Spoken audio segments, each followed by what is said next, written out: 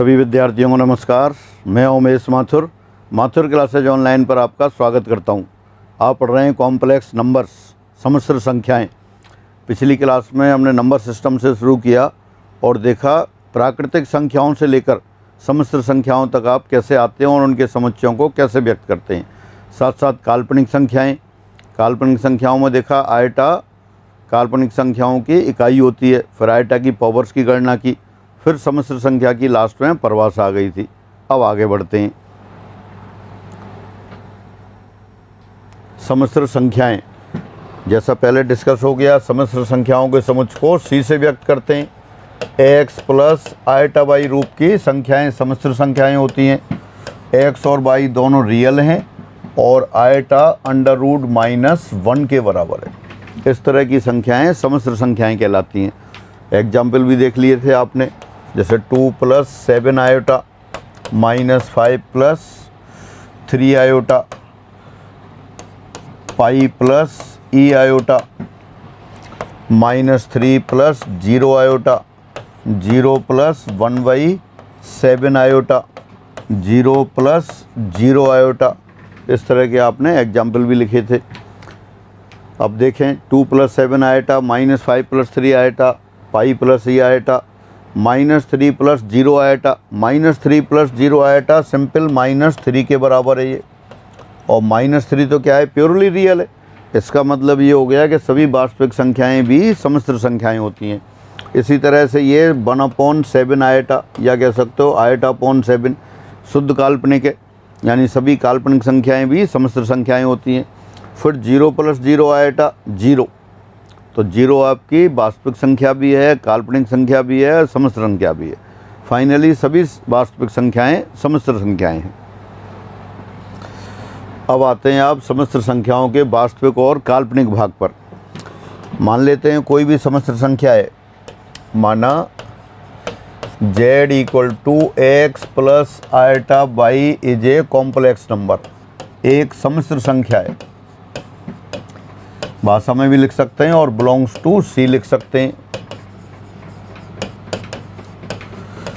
तब x + iota y का जो आयोटा से स्वतंत्र भाग है वो तो कहलाता है वास्तविक भाग, और y क्या कहलाता है, काल्पनिक भाग। यहाँ x z का वास्तविक भाग, रियल पार्ट, और y काल्पनिक भाग कहलाता है, इमेजिनरी पार्ट। कैसे डिनोट करते हैं आप इसे,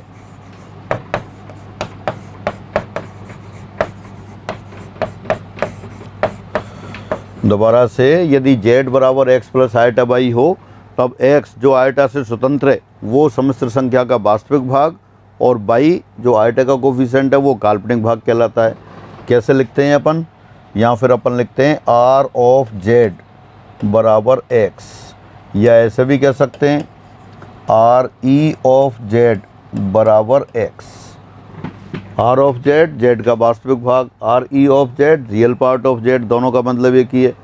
और y को कैसे लिखेंगे अपन, y को लिख देते हैं अपन I(z) = y, और यू कैन से imaginary part of z, IM से भी लिख देते हैं y।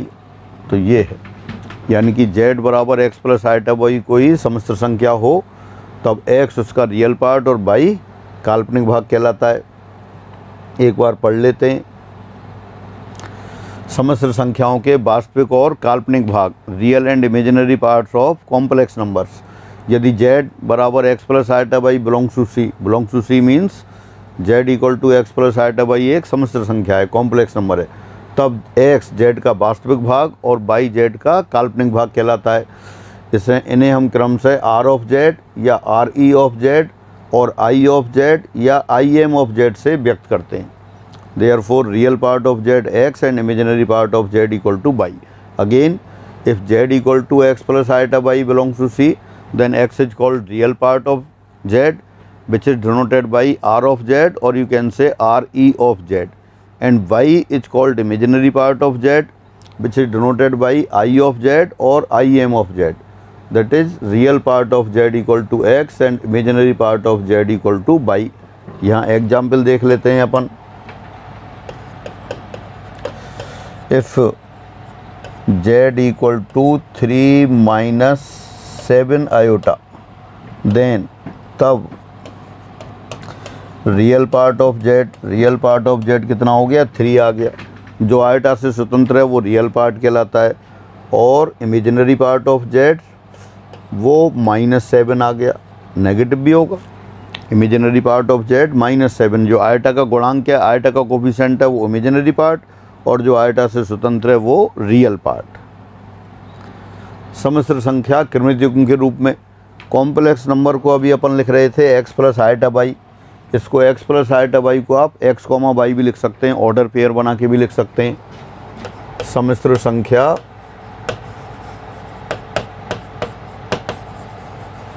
z equal to x plus iota y को हम क्रमित युग्म ordered pair x comma y से भी व्यक्त करते हैं। यानी x प्लस आयोटा बाई लिखें आप, या ब्रैकेट x कॉमा बाई लिखें, एक ही बात है। Therefore z equal to x plus iota y या z equal to x comma y, order pair बना के लिख दें।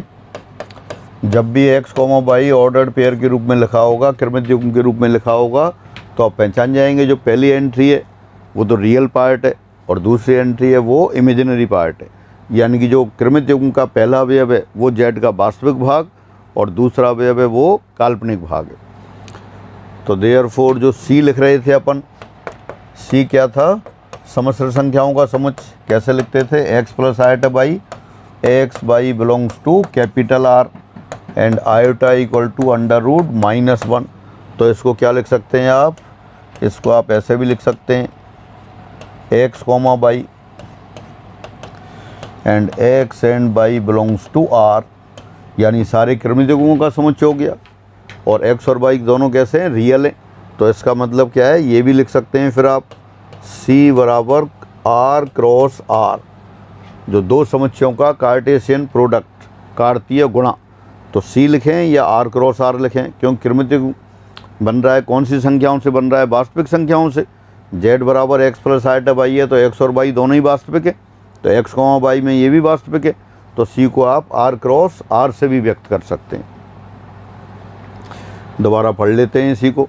सम्मिश्र संख्या क्रमित युग्म रूप में, complex number as an ordered pair. सम्मिश्र संख्या z बराबर x प्लस आयोटा बाई को हम क्रमित युग्म x कॉमा बाई से भी व्यक्त कर देते हैं।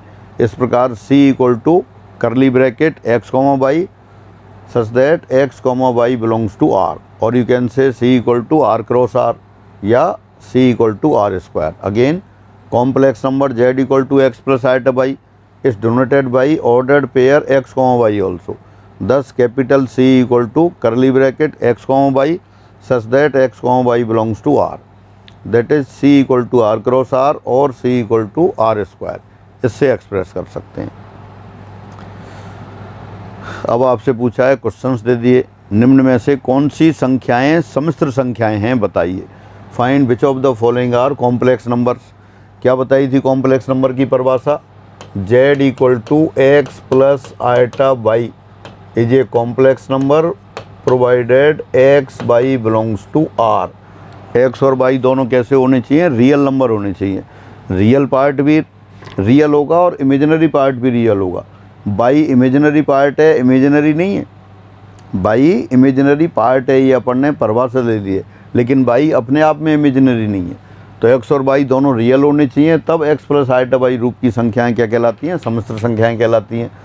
अब यहाँ देखते हैं क्या लिखा है। यहाँ संख्या लिखी है आपके पास e⁻⁻²। तो e⁻⁻² और log 3 दोनों ही वास्तविक हैं, दोनों ही वास्तविक हैं, बोथ आर रियल।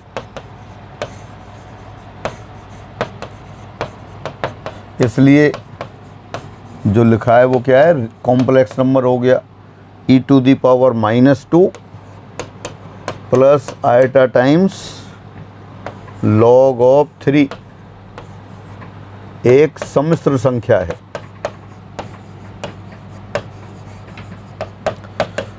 कैसे पहचान में आएगी सम्मिश्र संख्या? कि जो लिखा है x प्लस आइटा y वो कैसा होना चाहिए? x और y दोनों रियल होने चाहिए। e to the power -2 as well as log 3 both are real, therefore e to the power -2 plus iota times log of 3 is a complex number. Second वाले में देखते हैं e टू द पावर -3,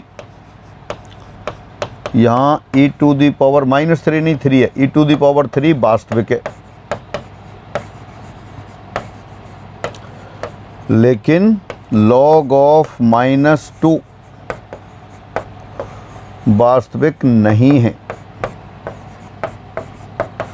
ये वास्तविक नहीं है। कैसे पता पड़ता है वास्तविक नहीं है? लॉग का अगर आपको प्रांत याद है लॉग फंक्शन का, तो वो पॉजिटिव रियल नंबर आते हैं, नेगेटिव पे डिफाइन ही नहीं होता, तो इसलिए ये काल्पनिक है। काल्पनिक है तो इसलिए क्या हो गया? इसलिए ये सम्मिश्र संख्या नहीं है। इसलिए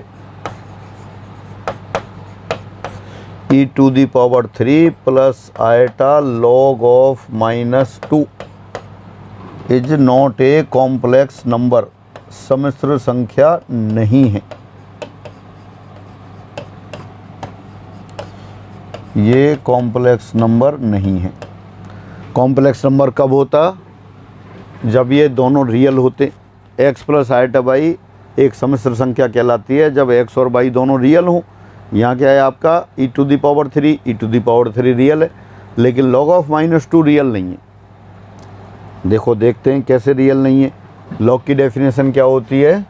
log की डेफिनेशन होती है यदि a to the power x बराबर n हो तब log ऑफ n आधार a बराबर x होता है, या कह सकते हो आप a to the power x equal to n if and only if log of n base a equal to x। Base definitely positive होता है और नॉट इक्वल टू 1 होता है। आप लिखें या नहीं लिखें ये अंडरस्टूड है। a to the power x बराबर n लिखें या x बराबर log of n base a लिखें, दोनों का मतलब एक ही है। वहाँ क्या लिखा है आपके पास? वहाँ log ऑफ -2 है, तो अपन एज्यूम कर लेते हैं सपोज log ऑफ -2 और बेस क्या दे रखा था? बेस कुछ नहीं लिखा है, तो बेस अपन e एज्यूम कर लेते हैं। log ऑफ -2 बराबर x ले लेते हैं, तो देयरफॉर -2 बराबर e to the power x, लेकिन e to the power x तो कभी भी नेगेटिव होता ही नहीं है, जो कि संभव नहीं है। Since e to the power x always greater than 0, therefore e to the power x कभी भी -2 नहीं होता या -2 नहीं होगा।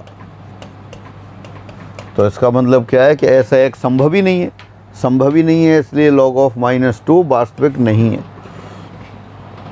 अर्थात log of -2 not belongs to R, इसलिए वो सम्मिश्र संख्या नहीं थी। क्या लिखा था आपने? e to the power 3 plus iota log of -2। log of -2 आपका वास्तविक नहीं है, इसलिए सम्मिश्र संख्या नहीं है। Example 12 √-3 plus √0.3। यहाँ भी आप यही कह सकते हैं, सिर्फ √-3 वास्तविक नहीं है, नॉट रियल, इसलिए √-3 प्लस आइटा टाइम्स √0.3 सम्मिश्र संख्या नहीं है, सम्मिश्र संख्या नहीं है। ये आप जानते हैं अंडर रूट के अंदर क्या है? ये नेगेटिव नंबर नहीं आने चाहिए, अगर नेगेटिव आ जाता है तो काल्पनिक हो जाता है। तो इसका मतलब क्या हुआ? 10th वाला कॉम्प्लेक्स नंबर है, 11th वाला नहीं है, 12th वाला नहीं है। और जैसे अपन ने पहले देखा, ये इसी तरह से आप माइनस वाले को भी देख सकते हैं, मान लेते हैं, बाकी देखने की ज़रूरत नहीं है क्योंकि पहले से ही पता है। √-3 बराबर x, दिस इम्प्लाइज -3 बराबर x स्क्वायर, जो कि रियल एक्स के लिए संभव नहीं है, वास्तविक एक्स के लिए सत्य नहीं है।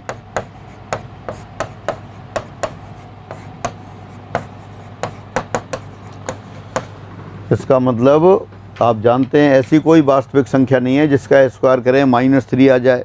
इसका मतलब क्या हो गया, वही हो गया जो आपने पहले लिखा, देयरफॉर √-3 वास्तविक नहीं है। और वास्तविक नहीं है तो जो लिखा था वो काल्पनिक संख्या, वो सम्मिश्र संख्या नहीं है। फिर आगे बढ़ते हैं और क्वेश्चन दे रखें। निम्न में कौन सी संख्याएं सम्मिश्र संख्याएं हैं?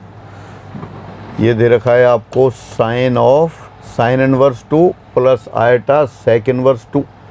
क्या लिखा है, दोबारा लिख देता हूँ मैं, sin inverse 2 plus iota sec inverse 2। अब यहाँ देख सकते हैं sin इनवर्स 2 रियल नहीं है।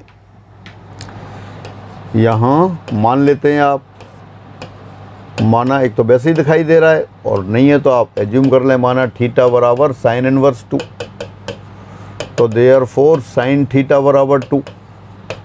ये तो संभव ही नहीं है। साइन ऑफ एंगल हमेशा -1 और 1 के बीच में होता है। ऐसा कोई एंगल नहीं है जिसके साइन का मान 2 हो,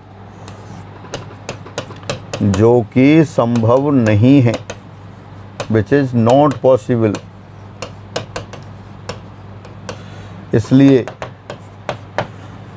साइन इनवर्स 2 वास्तविक नहीं है।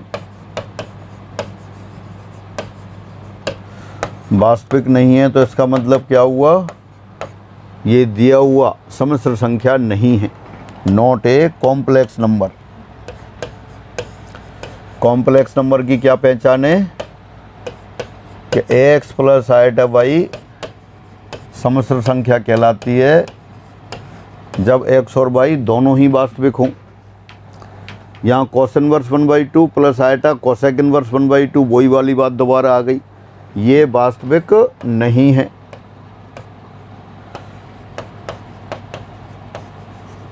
वास्तविक नहीं कैसे लिखेंगे, उसी तरह से लिख सकते हैं जो पहले लिखा था। देखो फिर अपन एज्यूम कर लेते हैं, माना उसी टर्म को कोसेक बना दिया, कोसेक इनवर्स 1/2 बराबर theta. This implies cosec theta बराबर 1/2, और यहाँ से लिख दिया साइन थीटा बराबर 2।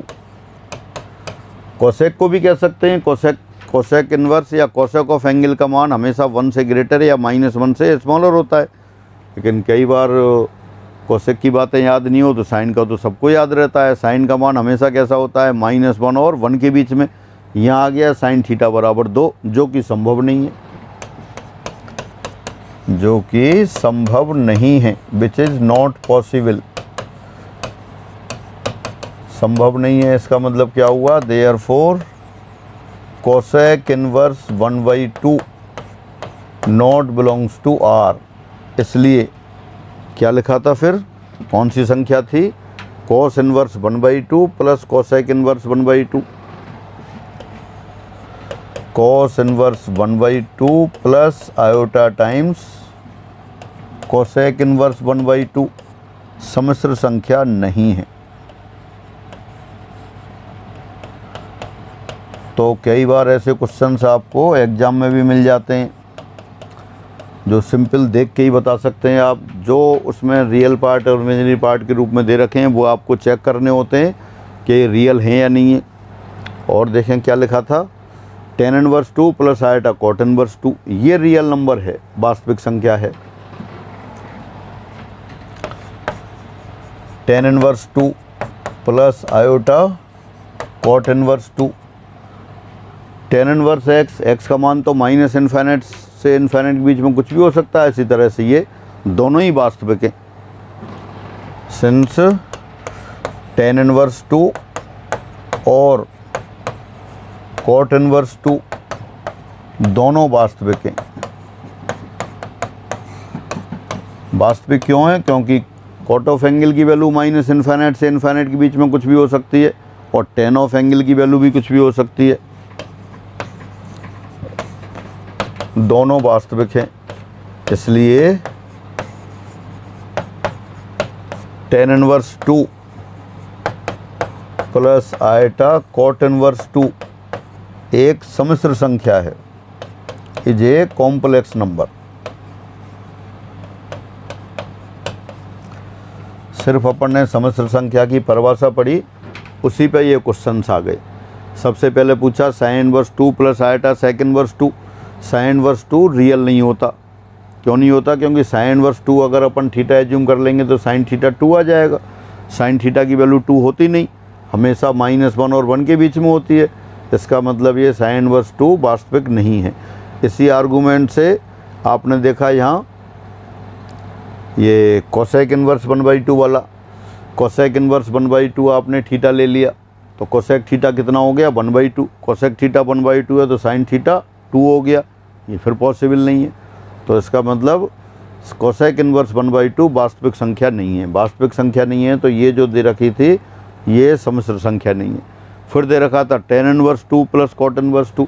अगर आप इसको एज्यूम करते कि सपोज tan इनवर्स 2 बराबर थीटा, तो देयरफॉर tan थीटा बराबर 2, जो कि सही है,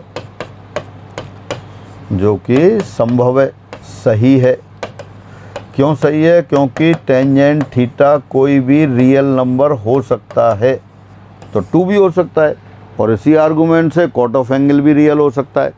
तो ये इसलिए जो tan inverse 2 plus eta cot inverse 2 वो क्या था? वास्तविक संख्या हो गई। फिर आगे बढ़ते हैं। अब ऑब्जेक्ट टाइप क्वेश्चन बना दिया। निम्न में से कौन सी सम्मिश्र संख्या नहीं है? Which of the following is not a complex number? log 2 comma sign 2। log 2 वास्तविक है, साइन 2 वास्तविक है, तो ये सम्मिश्र संख्या हो गई। e⁻², दूसरे नंबर पे क्या लिखा है? e⁻² कॉमा पाई। e⁻² वास्तविक है, पाई भी वास्तविक है। इसका मतलब जो ऑर्डर पेयर बन रहा है ये कैसा है? सम्मिश्र संख्या हो गई। log 1/2 वास्तविक है, साइन इनवर्स 2 ये वास्तविक नहीं है। क्या दे रखा है? ये log ऑफ 1/2, ये कॉमा फॉर्म में दे रखा है, पेयर ऑर्डर पेयर फॉर्म में, कॉमा साइन इनवर्स 2। अभी डिस्कस किया था साइन इनवर्स 2 क्या है? रियल नहीं होता। रियल नहीं होता है, इसलिए ये वाला कॉम्प्लेक्स नंबर नहीं है। क्यों नहीं है? जो पहले डिस्कस किया था आपने, sine inverse 2 not belongs to R, इसलिए ये संख्या कॉम्प्लेक्स नंबर नहीं है। Last sine 2 cos 2। Sine 2 sine of angle, angle तो कितना ही बड़ा हो सकता है। एंगल आपका जो साइन ऑफ एंगल लिखते हैं, एंगल की वैल्यू -∞ से +∞ के बीच में कुछ भी हो सकती है। तो ये आपका सम्मिश्र संख्या होगी। दोबारा से पहले में लिखा था साइन 2 वो log 2 comma sign 2। Real part log 2 है, इमेजिनरी पार्ट साइन 2 है। तो log 2 भी रियल होता है, साइन 2 भी रियल होता है, तो दोनों रियल थे, इसलिए सम्मिश्र संख्या हो गई। दूसरा ऑप्शन e⁻² वास्तविक है, पाई ये भी वास्तविक है, तो वास्तविक कॉमा वास्तविक सम्मिश्र संख्या आ गया। तीसरा ऑप्शन log ऑफ 1/2 वास्तविक है। log ऑफ x जो फंक्शन होता है उसका डोमेन क्या होता है? All positive real number. log of x जब लिखते हैं तो x पॉजिटिव होना चाहिए। 1/2 पॉजिटिव है, इसलिए log 1/2 वास्तविक होगा। साइन इनवर्स 2 ये वास्तविक नहीं होगा, ये वास्तविक नहीं होगा, इसलिए क्या है? ये आपकी संख्या सम्मिश्र संख्या नहीं है। तो ये आपका क्वेश्चन होगा। फिर आगे बढ़ते हैं। निम्न में से कौन सा क्रमिक युग्म सम्मिश्र संख्याओं को प्रदर्शित करता है? Which of the following ordered pair represent a complex number? First देखें log of -2। log of -2 real नहीं है। log of -2 not belongs to R. आप जानते हैं log ऑफ समथिंग कब परिभाषित होता है? जब वो समथिंग कैसा हो? पॉजिटिव हो। और यहाँ वो समथिंग क्या है? -2 है, तो ये आपका रियल नहीं होता। रियल नहीं होता, इसलिए log ऑफ -2 कॉमा 3/π सम्मिश्र संख्या नहीं है, not a complex number. Definition से ही क्वेश्चन बन रहे हैं, सम्मिश्र संख्या नहीं है। फिर आपने देखा cos इनवर्स 2, जैसे साइन इनवर्स वाले कॉन्सेप्ट था, ये सेकंड वाले में क्या है? cos inverse 2। तो cos इनवर्स 2 क्या है? वास्तविक नहीं है, क्यों नहीं है? क्योंकि कॉस ऑफ एंगल की वैल्यू भी -1 और 1 के बीच में होती है। आप यहाँ उसी तरह से इसको भी लिख सकते हैं। सपोज कॉस इनवर्स 2 बराबर theta, this implies cos theta बराबर 2, जो कि संभव नहीं है, गलत है।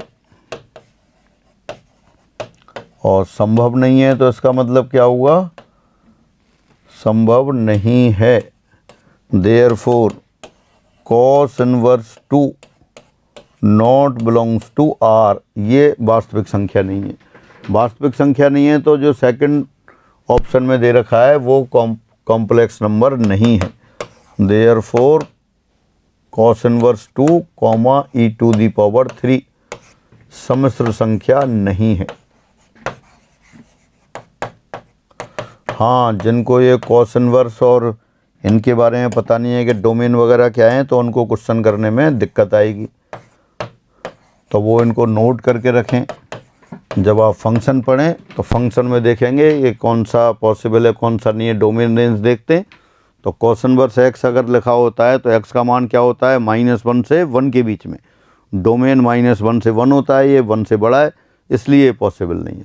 थर्ड पाई कॉमा ई, पाई भी रियल है, ई भी रियल है, और रियल कॉमा रियल यानी कि ये कॉम्प्लेक्स नंबर हो गया। तो दोबारा से निम्न में से कौन सा कृमिद्विगुण सम्मिश्र संख्याओं को प्रदर्शित करता है? थर्ड वाला ऑप्शन। पहला वाला ऑप्शन नहीं कर रहा। क्यों नहीं कर रहा? क्योंकि log ऑफ -2 जो रियल पार्ट दे रखा है वो रियल नहीं है, वो काल्पनिक है। दूसरे वाले ऑप्शन में cos इनवर्स 2 वो रियल नहीं है, तो cos इनवर्स 2 रियल नहीं है, इसलिए ये सम्मिश्र संख्या नहीं है। तीसरे ऑप्शन में पाई कॉमा ई है, पाई भी रियल है, ई भी रियल है, इसलिए सम्मिश्र संख्या हो गई। तो इस तरह से ये क्वेश्चन हुआ। अब आते हैं अपन दो सम्मिश्र संख्याओं की तुल्यता, equality of two complex number. Assume कर लेते हैं, suppose Z1 equal to x1 plus iota y1 और Z2 equal to x2 plus iota y2। दो सम्मिश्र संख्याएं हैं, आर टू कॉम्प्लेक्स नंबर्स। क्या चेक करना है? इनकी इक्वलिटी। तो वो देखते हैं, दो सम्मिश्र संख्याएं हैं, तब Z1 बराबर Z2, ये Z1 बराबर Z2 कब होंगे? जब इनके रियल पार्ट बराबर हों और इमेजिनरी बराबर हों। और you can say implies and implied by x1 equal to x2 comma y1 equal to y2।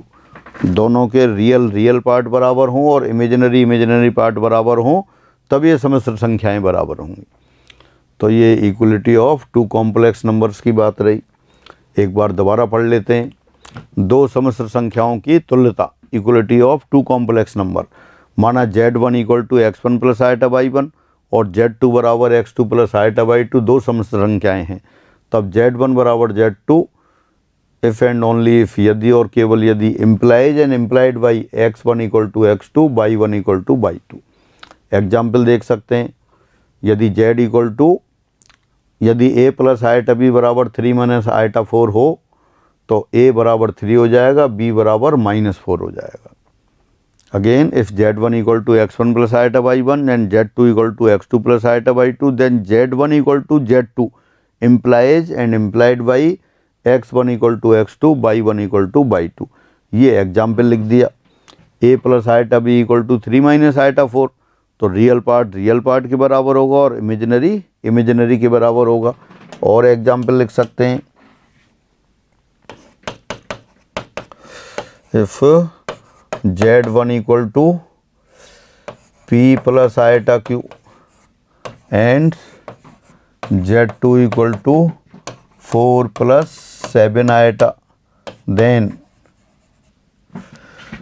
Z1 equal to Z2 implies implied by p equal to 4 and q equal to 7। यानी दो सम्मिश्र संख्याएं बराबर हों तो उनके वास्तविक भाग बराबर होंगे, काल्पनिक भाग बराबर होंगे।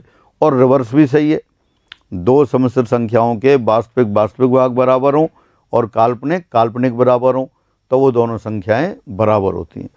तो ये हुआ आपका दो सम्मिश्र संख्याओं की तुल्यता। अब आती है जीरो कॉम्प्लेक्स नंबर, शून्य सम्मिश्र संख्या। शून्य समस्तर संख्या से क्या मतलब है, यदि z equal to x plus iota y एक समस्तर संख्या है, तब z equal to 0 implies x plus iota y equal to 0 implies x plus iota y equal to 0 plus iota 0। 0 को लिख सकते हैं 0 प्लस आइटा 0, तो इम्प्लाइज है implied by x equal to 0 y equal to 0। यानी कोई समस्तर संख्या 0 है तो उसका वास्तविक भाग भी 0, काल्पनिक भाग भी 0, और वास्तविक काल्पनिक भाग दोनों 0 है तो समस्तर संख्या 0। तो शून्य समस्तर संख्या कौन सी होती है, जिसके रियल और इमेजिनरी पार्ट दोनों 0 हो। कभी भी कैलकुलेशन कर रहे हो आप और आपको कोई एक्सप्रेशन आ जाए लेकिन आपको पता हो कि 0 कॉम्प्लेक्स नंबर है, तो उसका रियल पार्ट भी 0 कर देंगे और इमेजिनरी पार्ट भी 0 कर देंगे। दोबारा पढ़ लेते हैं इसे। शून्य समस्तर संख्या 0 कॉम्प्लेक्स नंबर, माना z equal to x plus iota y एक समस्तर संख्या है, तब z equal to 0 implies and implied by x equal to 0 y equal to 0। यानी दोबारा से कहें, कोई भी समस्तर संख्या 0 समस्तर संख्या कहलाती है यदि और केवल यदि, इफ़ एंड ओनली इफ़, उसका वास्तविक भाग और काल्पनिक भाग दोनों अलग अलग 0 हो। तो ये शून्य समस्तर संख्या की बात हुई। समस्तर संख्या का मापांक, modulus of a complex number. Suppose z equal to x plus iota y एक समस्तर संख्या है, तब z के मापांक कैसे नोट करते हैं अपन, मापांक को हम संकेत मॉड ऑफ z, 2 खड़ी लाइन का ब्रैकेट बनाते हैं और उसके अंदर संख्या को लिखते हैं, मॉड ऑफ z बोलते हैं, मॉड ऑफ z से व्यक्त करते हैं। और ये किसके बराबर होता है, और यह है under root x square plus y square के बराबर होता है। Again if mod of z equal to x plus iota y, mod of z नहीं, if z equal to x plus iota y then mod of z is equal to under root x square plus y square. तो therefore यहाँ लिख देते हैं आप, mod of z equal to under root x square plus y square. Example देख सकते हैं आप, if z equal to 3 plus 4 iota then mod of z क्या होगा, under root 3 square plus 4 square, 3 square plus 4 square यानी कि under root 9 plus 16 under root 25। Under root 25 means plus minus 5 या 5, हाँ प्लस माइनस 5 नहीं, मॉडुलस है, कभी भी नेगेटिव नहीं होता, ऑलवेज पॉजिटिव, तो हमेशा अपन इसको 5 लिखेंगे। मॉड ऑफ z यानी कि मॉड ऑफ z अगर x प्लस आइटा वाई हो, दोबारा से देखें, यदि z equal to x plus iota y एक कॉम्प्लेक्स नंबर है, तब मॉड ऑफ z कितना होगा, under root x square plus y square. आपने एग्जाम्पल देखा 3 प्लस 4 आइटा, तो 3 प्लस 4 आइटा का मॉडुलस कितना हो गया, under root 3 square plus 4 square, 3 square 9, 4 square 16, 9 plus 16 25, under root 25 5 हो गया। प्लस माइनस 5 नहीं करेंगे, यहाँ प्लस माइनस 5 करते हैं अपन अर्थमेटिक में, यहाँ मॉडुलस है, मॉडुलस कभी भी नेगेटिव नहीं होता। दोबारा से पढ़ लेते हैं एक बार, समस्तर संख्या का मापांक, modulus of a complex number. यदि z बराबर x plus iota y belongs to C हो, तब z के मापांक को हम संकेत मॉड ऑफ z, 2 खड़ी लाइन वाला ब्रैकेट बनाते हैं, उससे व्यक्त करते हैं, और यह under root x square plus y square के बराबर होता है। तो देयरफॉर मॉड ऑफ z बराबर under root x square plus y square. Again if z equal to x plus iota y is a complex number, then modulus of complex number z is denoted by mod of z and it is equal to under root x square plus y square. Therefore mod of z equal to under root x square plus y square. फिर example की बात, एक example लिख देते हैं, अभी देखा ही था आपने, फिर लिखते हैं if z equal to √3 plus iota, then mod of z equal to under √3 square 3 plus iota square. Iota square नहीं करते, आयोटा के गुणांक का स्क्वायर। अब सिंपल आयोटा लिखा है तो आयोटा का गुणांक, आयोटा का कोफिशिएंट कितना है 1, तो 1 स्क्वायर 1 हो गया, यानी कि under √4। This implies mod of z equal to 2, और you can say modulus of under √3 plus iota, ये 2 के बराबर आ गया। तो इस तरह से ये कॉम्प्लेक्स नंबर के मॉडुलस की बात हुई। फिर आगे बढ़ते हैं। सम्मिश्र संख्या का कोणांक, एम्पलीट्यूड और argument of a complex number. मान लेते हैं suppose z equal to x plus iota y एक सम्मिश्र संख्या है, तब इसके कोणांक को, सम्मिश्र संख्या z के कोणांक को हम संकेत कोणांक z, सिंपल भाषा में यही लिख दें अपन, कोणांक z, या इसको लिख देते हैं AMP of z, AMP of z, amplitude of z, या इसको आर्गुमेंट ऑफ z भी लिख देते हैं ARG ऑफ z से व्यक्त करते हैं। और किसके बराबर होता है ये, और यह है tan inverse y upon x के बराबर होता है। लेकिन यहाँ पे z 0 नहीं होना चाहिए, z 0 यानी कि रियल पार्ट और इमेजिनरी पार्ट दोनों 0 नहीं होने चाहिए। Mod of z not equal to 0 के बराबर होता है।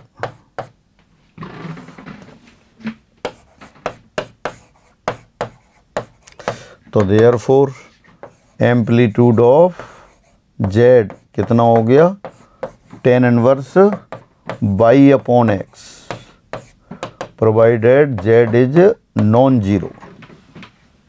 स्टार्टिंग से सम्मिश्र संख्या का कोणांक, एम्पलीट्यूड और argument of a complex number. Suppose z equal to x plus iota y is a complex number, then it is amplitude of z is denoted by AMP of z, or you can say ARG of z, ARG of z, argument of z, and it is given by tan inverse by upon x. Therefore amplitude of z equal to tan inverse by upon x, provided z non zero, zero नहीं होना चाहिए। Zero का amplitude define नहीं किया है। Zero क्या था, zero complex number, 0 plus 0 आएगा, यहाँ x भी 0 है, y भी 0 है। जब tan inverse y upon x लिखेंगे तो tan इनवर्स 0 अपॉन 0 हो जाएगा, और 0 अपॉन 0 तो आप जानते हैं अनिर्धारित होता है, इनडिटर्मिनेट होता है। तो इसका मतलब ये नॉन जीरो संख्या का ये एम्पलीट्यूड डिफाइन होगा। एक बार पढ़ लेते हैं। सम्मिश्र संख्या का कोणांक, एम्पलीट्यूड और you can say argument of a complex number. यदि z equal to x plus iota y एक कॉम्प्लेक्स नंबर हो, तब z के कोणांक को हम संकेत AMP ऑफ z या ARG of z, amplitude of z या आर्गुमेंट ऑफ z से व्यक्त करते हैं, और यह tan inverse y upon x के बराबर होता है। अर्थात एम्पलीट्यूड ऑफ z, दोबारा लिख देता हूँ मैं, क्या लिखा है, एम्पलीट्यूड ऑफ z किसके बराबर आता है, tan inverse y upon x, बशर्ते कि z नॉन जीरो हो, z 0 ना हो।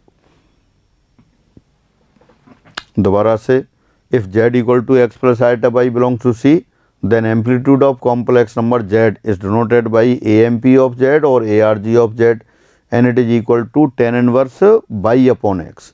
Therefore amplitude of z equal to tan inverse y upon x, z non zero. Amplitude of zero complex number is not defined, जो zero complex number है वो define नहीं है। हाँ, एग्जाम्पल देखते हैं। If z equal to √3 plus iota, then amplitude of z क्या होगा, tan inverse y upon x, y coefficient of iota, और जेड फ्री फ्रॉम आयोटा, तो ये कितना हो गया 1/√3। अब आपको एंगल लिखना है, वो एंगल लिखना है जिसका टेन ऑफ एंगल 1/√3 के बराबर हो, वो आप जानते हैं π/6, तो ये π/6 हो गया, यानी एम्पलीट्यूड ऑफ जेड बराबर π/6, और you can say amplitude of √3 plus iota, ये π/6 के बराबर हो गया। यदि z equal to x plus iota y हो तब एम्पलीट्यूड ऑफ z कितना होता है, tan inverse y upon x, बशर्ते कि एक्स और बाई जीरो ना हो। समस्त्र संख्या की संयुग्मी समस्त्र संख्या, अपन लेते हैं conjugate of a complex number. Conjugate कैसे डिफाइन करते हैं, suppose z equal to x plus iota y is a complex number, माना z बराबर एक्स प्लस आइटा बाई एक समस्त्र संख्या है, समस्त्र संख्या है, तब इसकी संयुग्मी संख्या को, तब इसकी संयुग्मी संख्या या आप कह सकते हैं संयुग्मी सम्मिश्र संख्या, कॉम्प्लेक्स कॉन्जुगेट संख्या को हम संकेत z बार से व्यक्त करते हैं। और कैसे दिया जाता है ये, और यह x माइनस आइटा बाई के बराबर होता है।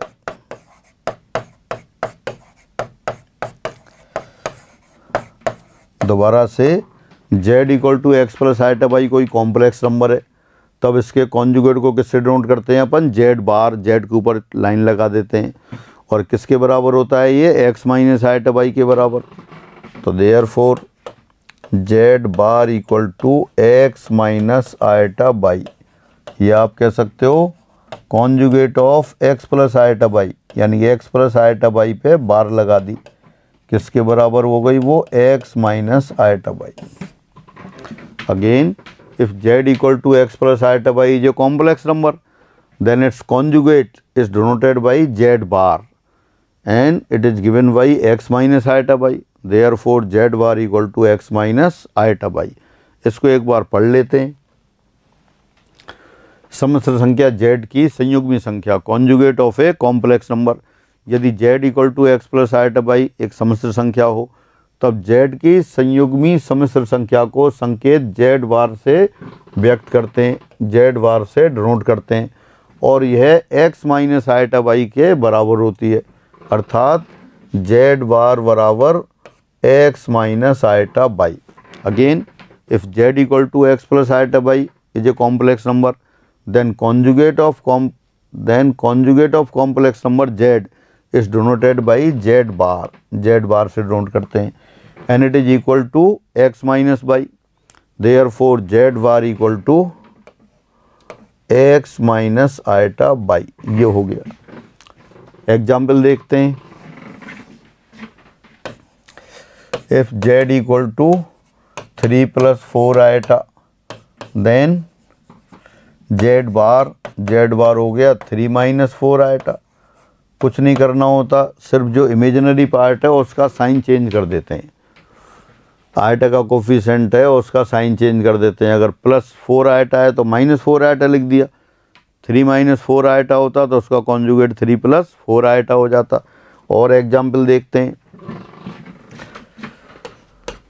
एग्जाम्पल यहाँ अपन z लिख देते हैं और यहाँ z बार लिखते हैं। z लिखा आपने 3 + 4 आइटा, अभी जो लिखा था उसको दोबारा लिख दूँ तो z बार कितना हो गया, 3 - 4 आइटा। सेकंड ये -7 माइनस आयोटा। क्या करना होता है, जो भी इमेजिनरी पार्ट है उसका साइन चेंज कर देते हैं। तो यहाँ कितना हो गया, -7 प्लस आयोटा। रियल पार्ट में कोई चेंज नहीं करेंगे। Third 2 iota -3। अब 2 आयोटा -3 लिख दिया तो इसका कॉन्जुगेट क्या लिखें, 2 आयोटा +3। 2 आयोटा प्लस 3 तो गलत हो जाएगा। क्या बताया था, सिर्फ इमेजिनरी पार्ट का साइन चेंज करते हैं। तो अब यहाँ 2 आयोटा माइनस 3 लिख दिया है, तो इमेजिनरी पार्ट कौन सा है, बाद में लिखा है वो नहीं है, जहाँ आयोटा है। आयोटा किस में, पहले वाले पार्ट में, तो -2 आयोटा माइनस 3 आ गया। हाँ, इसको आप ऐसे भी देख सकते थे, माना z equal to 2 iota minus 3, या आप कह सकते हैं z equal to -3 + 2 iota. Real पहले लिख लिया, इमेजिनरी बाद में लिख लिया, तो देयरफॉर z बार कितना हो गया, रियल पार्ट में तो कोई चेंज करते नहीं है, इमेजिनरी पार्ट का साइन चेंज कर देते हैं, तो -2 आयोटा ये हो गया। z bar equal to 3 - 2 iota. हाँ, और लिखते हैं एग्जाम्पल, ओनली 7। अब 7 का कॉन्जुगेट क्या करते हैं, कॉन्जुगेट लिखते समय इमेजिनरी पार्ट का साइन चेंज करते हैं। यहाँ तो इमेजिनरी पार्ट है ही नहीं, तो क्या करें फिर, कुछ चेंज नहीं करेंगे। या इसको 7 को आप देख सकते हैं 7 ही रहेगा, या आप इसको ऐसे भी लिख सकते थे, 7 को लिखते आप 7 + 0 आयोटा, तो कॉन्जुगेट क्या आ जाता, 7 - 0 आयोटा, और 7 - 0 आयोटा फिर वही 7 के बराबर था। यानी कि रियल पार्ट का कॉन्जुगेट वो रियल ऐसे की ऐसे ही रहता है, कोई भी वास्तविक संख्या हो वो ऐसे ही रहेगी। एक और लिख देते हैं फिर,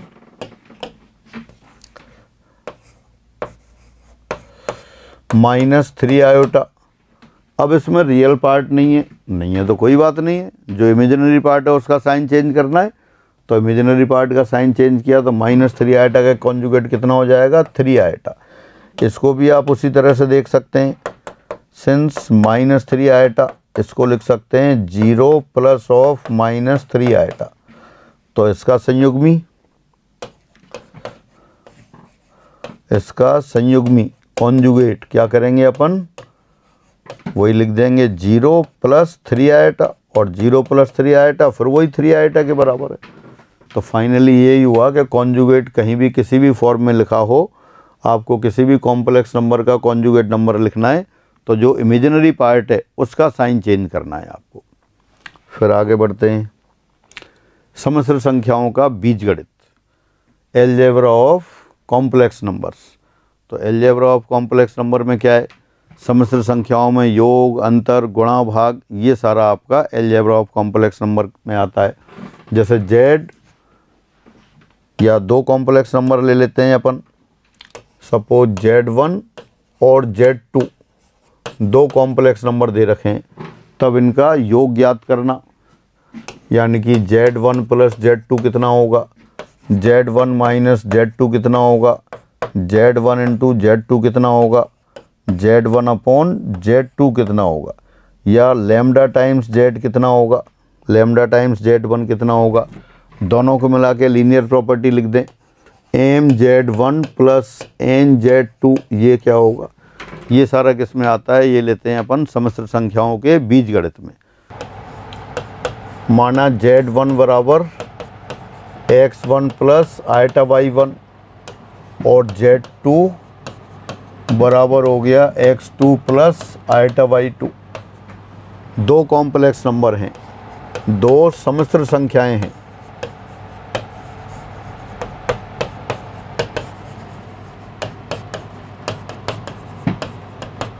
तब अब 2 कॉम्प्लेक्स नंबर ले लिए, दोनों कॉम्प्लेक्स नंबर का योग देखते हैं अपन। नंबर 1 z1 + z2 सामान्य तरीके से ऐड कर दें, जैसे जोड़ते हैं, x1 + iota y1 + x2 + iota y2। अब रियल पार्ट ले लिया, इमेजिनरी पार्ट ले लिया आपने, x1 + x2 + iota times y1 + y2, तो ये 2 सम्मिश्र संख्याओं का योग आ गया। z1 और z2 2 कॉम्प्लेक्स नंबर थे, z1 बराबर x1 + आयोटा y1 और z2 बराबर x2 + आयोटा y2। तब z1 + z2 कितना हो गया, दोनों नंबर्स को जोड़ दिया, बिना आयोटा वाली संख्या एक साथ और आयोटा वाली दूसरी साथ। और अगर यहाँ माइनस लिखना हो, सेकंड z1 - z2 बिल्कुल उसी तरह से x1 + iota y1 - x2 + iota y2। तो रियल पार्ट ले लेते हैं एक साथ। तो यहाँ कितना आ जाएगा अपने पास, x1 minus x2 plus iota times y1 minus y2। तो ये दो समस्त संख्याओं के अंतर की बात हो गई। दोबारा से देख लें, if z1 equal to x1 plus iota y1 and z2 equal to x2 plus iota y2 are two complex numbers, then z1 plus z2 is given by x1 plus x2 plus iota times y1 plus y2 and z1 minus z2 x1 minus x2 plus iota times y1 minus y2। फिर अब लेते हैं product इनका third, z1 into z2, तो ये हो जाएगा x1 plus iota y1 into x2 plus iota y2। अब जैसे दो नंबर्स दो ब्रैकेट का गुणा करते हैं a plus b into c plus d, उसी तरह से कर देते हैं। पहले x1 से मल्टीप्लाई किया, x1 x2 plus iota times x1 y 2, फिर आयटा y1 का दोनों से किया तो क्या आएगा, eta x2 y 1 plus iota into iota eta square y 1 y 2। लेकिन आयटा स्क्वायर तो आप जानते हैं -1 होता है, तो ये टर्म और ये टर्म दोनों को साथ साथ ले लिया। कितना आ गया, x1 x2 minus y 1 y 2 plus iota वाली टर्म ली, वो हो गया x1 y 2 plus x2 y 1। तो ये z1 z2 आ गया। दोबारा से, यदि z1 बराबर x1 प्लस आयटा बाई 1 और z2 बराबर x2 प्लस आयटा बाई 2 दो कॉम्प्लेक्स नंबर हो, तब z1 z2 is given by bracket x1 x2 minus y 1 y 2 plus iota times x1 y 2 plus x2 y 1, ये होगा। तो वैसे तो अपन फॉर्मूले कोई बात नहीं है, लेकिन ऑब्जेक्ट टाइप क्वेश्चंस में आप इसको लर्न करके रख सकते हैं। जैसे वहीं पे एक एग्जाम्पल लिख देता हूँ, छोटा सा example, if z1 equal to 3 plus 2 iota और z2 equal to 5 minus 3 iota, तब z1 z2, अब z1 z2 रूटीन तरीके से मल्टीप्लाई कर सकते हैं जैसा किया था, लेकिन अगर फार्मूले को लर्न करें ऑब्जेक्ट टाइप क्वेश्चन हो तो फार्मूला याद करना आसान है, जरूर आप वो सही रहता है। x1 3 x2 5 माइनस बाई 1 2 और बाई 2 माइनस 3, ये हो गया z1 z2 x1 x2 minus y 1 y 2 plus iota times x1 y 2, x1 कितना है 3 और बाई 2 कितना है -3 प्लस x2 बाई 1, x2 कितना है 5 और बाई 1 कितना है 2, तो ये आ गया। दोबारा से z1 equal to x1 plus iota y 1 and z2 equal to x2 plus iota y 2, then z1 z2 is given by x1 x2 minus y 1 y 2 plus iota times x1 y 2 plus y 2 x1 y 2 plus x2 x1। तो अब क्या किया, z1 बराबर था 3 plus 2 eta और z2 5 minus 3 eta, x1 3 था, by 1 2, x2 5 और by 2 -3। तो आपने लिखा x1 x2 minus y 1 y 2, by 1 के लिए 2 और बाई 2 के लिए -3 plus iota times x1 y 2, x1 3 हो गया, by 2 -3 plus x2 y 1 x2 5 by 1 2। अब इसको कैलकुलेट कर लेते हैं, कितना आ गया 15 प्लस 6 यानी कि ये 21, ये -9 प्लस 10 -9 प्लस 10 1 यानी कि आयोटा। तो ये आपका z1 z2 हो गया, यानी z1 और z2 दो कॉम्प्लेक्स नंबर दे रखे हों तो उनका प्रोडक्ट आप निकाल सकते हैं। फिर आगे बढ़ते हैं, अब लेते हैं अपन z1 upon z2, x1 plus iota y1 upon x2 plus iota y2, और यहाँ z2 0 नहीं होना चाहिए क्योंकि 0 से तो भागमान ही नहीं होता, तो z2 should be non zero. अब क्या किया है, इसमें जो डिनोमिनेटर में है, हर में है, उस संख्या के कॉन्जुगेट से मल्टीप्लाई कर देते हैं, x2 प्लस आयटा बाई 2। अब क्या किया, डिनोमिनेटर में क्या है x2 प्लस आयटा बाई 2, तो उसका कॉन्जुगेट कितना हो गया, x2 माइनस आइटा बाई 2, इससे मल्टीप्लाई कर दिया। और मल्टीप्लाई करना तो आता है आपको, तो बस अब फिर आगे सॉल्व कर लेते हैं इसे। नीचे हो गया a plus b into a minus b type expression बन गया। तो ये कितना हो जाएगा, x2 square minus iota y 2 whole square, ये आ गया। अब Z1 Z2 अभी आपने लर्न किया था तो उसकी सहायता से कर लेते हैं। x1 into x2 minus iota into iota, तो माइनस बाई 1 बाई 2, लेकिन माइनस पहले से ही है वहाँ, तो बाई 1 बाई 2 हो गया। Plus iota times x1 y 2 plus x2 y 1, y 2 negative आ रहा है तो पहले x2 बाई 1 लिख लेते हैं।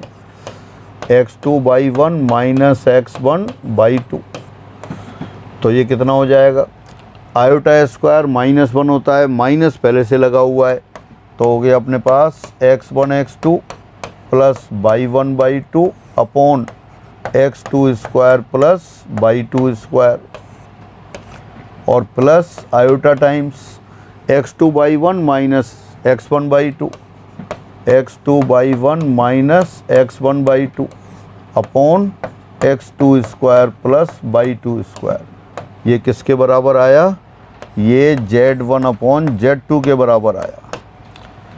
और कब लेंगे, जब Z2 नॉन जीरो हो। एक बार दोबारा देखते हैं स्टार्टिंग से। दो समस्या संख्याएं दे रखी हैं, Z1 बराबर x1 plus iota y 1, Z2 बराबर x2 प्लस आइटा बाई 2। तब आप Z1 Z2 लिखा, Z1 x1 plus iota y 1, Z2 x2 plus iota y 2, Z2 should be non zero. अब डिनोमिनेटर में जो है, हर में है, उसके कॉन्जुगेट से गुणा कर दिया। डिनोमिनेटर में क्या है, x2 प्लस आइटा बाई 2, उसका कॉन्जुगेट कितना हो गया, x2 माइनस आइटा बाई 2। तो डिनोमिनेटर में तो हो गया a plus b into a minus b type, वो हो जाता है a square minus b square, तो वो x2 square minus iota y 2 square हो गया।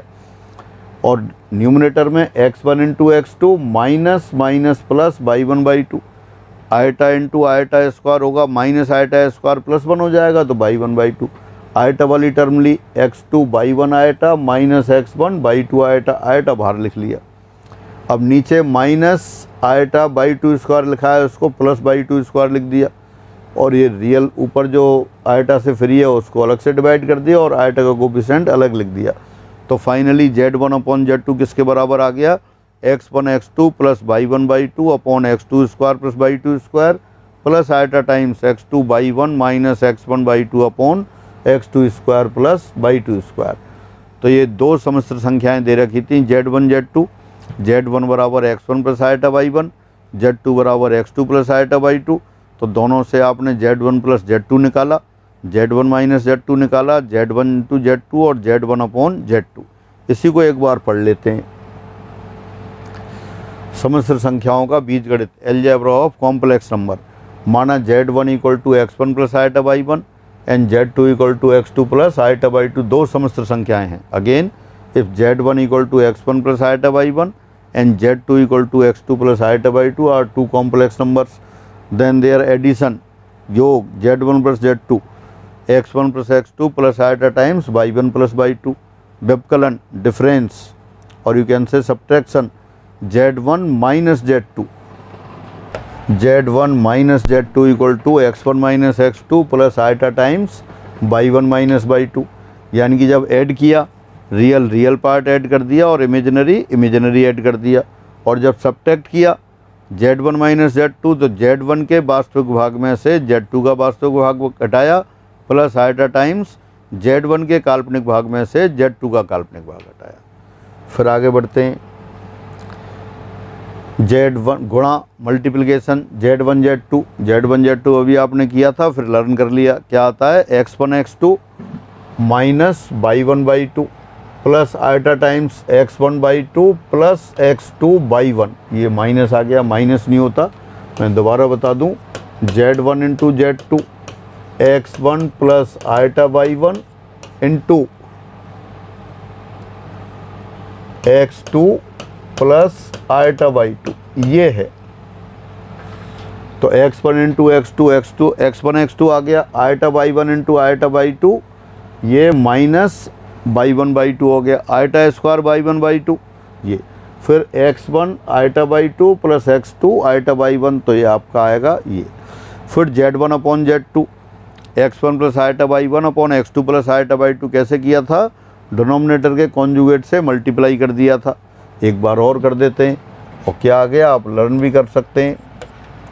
z1 अपॉन z2 क्या लिखा था आपने, x1 plus iota y 1 upon x2 plus iota y 2, फिर डिनोमिनेटर में जो संख्या है उसके कॉन्जुगेट से मल्टीप्लाई कर दिया, x2 minus eta y 2 upon x2 minus eta y 2। तो डिनोमिनेटर में तो क्या हो गया, x2 square minus iota square by 2 square और माइनस आयटा स्क्वायर प्लस, तो प्लस बाई 2 स्क्वायर, तो डिनोमिनेटर में जो आ जाता है x2 square plus y 2 square, ये तो ये आ गया। अब ऊपर वाली टर्म न्यूमरेटर देखते हैं, x1 x2 minus minus plus iota, मतलब minus iota square y 1 y 2 यानी कि प्लस बाई 1 बाई 2, तो ये वाली टर्म हो गई आपकी, और plus iota times x2 y 1 minus x1 y 2 ये आ गया, और नीचे प्लस है, तो ये आपका provided z2 not equal to 0, z2 0 नहीं होना चाहिए, ये लिख देते हैं आप यहाँ, क्योंकि डिनोमिनेटर में अगर 0 होगा तो 0 से तो डिवीजन अलाउ ही नहीं है, तो z2 नॉन जीरो। तो कितना हो गया, मैं दोबारा लिख देता हूँ, x1 x2 plus y 1 y 2 plus iota times x2 y 1 minus x1 y 2 upon x2 square plus y 2 square. तो ये दो समस्त संख्याओं में योग, अंतर यानी व्यवकलन और गुणा और भाग की बात रही। तो आज की क्लास में अपन इतना रखते हैं। आज आपने समस्त संख्या के वास्तविक भाग, काल्पनिक भाग से लेकर उनके प्लस माइनस तक की बात की, फिर बाकी फिर अगली क्लास में करते हैं। सभी को नमस्कार।